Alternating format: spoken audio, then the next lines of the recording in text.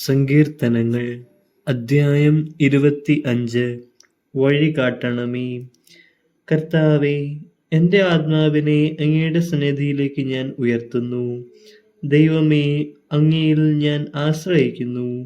ഞാൻ ഒരിക്കലും ലജ്ജിതനാകാതിരിക്കട്ടെ. ശത്രുക്കൾ എൻ്റെ മേൽ വിജയം ആഘോഷിക്കാതിരിക്കട്ടെ. അങ്ങയെ കാത്തിരിക്കുന്ന ഒരുവനും ഭഗ്നാശനാകാതിരിക്കട്ടെ. വിശ്വാസവഞ്ചകർ അപമാനമേൽക്കട്ടെ. കർത്താവേ, അങ്ങയുടെ മാർഗങ്ങൾ എനിക്ക് മനസ്സിലാക്കി തരണമേ. അങ്ങയുടെ പാതകൾ എന്നെ പഠിപ്പിക്കണമേ. അങ്ങയുടെ സത്യത്തിലേക്ക് എന്നെ നയിക്കണമേ. എന്നെ പഠിപ്പിക്കണമേ. എന്തെന്നാൽ അങ്ങാണല്ലോ എന്നെ രക്ഷിക്കുന്ന ദൈവം. അങ്ങേക്ക് വേണ്ടി ദിവസം മുഴുവൻ ഞാൻ കാത്തിരിക്കുന്നു. കർത്താവേ, പണ്ട് മുതലേ അങ്ങ് ഞങ്ങളോട് കാണിച്ച അങ്ങയുടെ കാരുണ്യവും വിശ്വസ്തതയും അനുസ്മരിക്കണമേ. എൻ്റെ യൗവനത്തിലെ പാപങ്ങളും അതിക്രമങ്ങളും അങ്ങ് ഓർക്കരുതേ. കർത്താവേ, അങ്ങയുടെ അചഞ്ചല സ്നേഹത്തിനനുസൃതമായി കരുണാപൂർവം എന്നെ അനുസ്മരിക്കണമേ. കർത്താവ് നല്ലവനും നീതിമാനുമാണ്. പാപികൾക്ക് അവിടുന്ന് നേർവഴി കാട്ടുന്നു. എളിയവരെ അവിടുന്ന് നീതിമാർഗത്തിൽ നയിക്കുന്നു. വിനീതരെ തൻ്റെ വഴി പഠിപ്പിക്കുന്നു. കർത്താവിൻ്റെ ഉടമ്പടിയും പ്രമാണങ്ങളും പാലിക്കുന്നവർക്ക് അവിടുത്തെ വഴികൾ സത്യവും സ്നേഹവുമാണ്.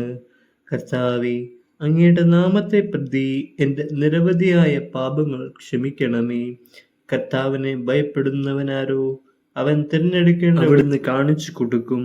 അവൻ ഐശ്വര്യത്തിൽ കഴിയും. അവൻ്റെ മക്കൾ ദേശം അവകാശമാക്കും. കർത്താവിൻ്റെ സൗഹൃദം അവിടുത്തെ ഭയപ്പെടുന്നവർക്കുള്ളതാണ്.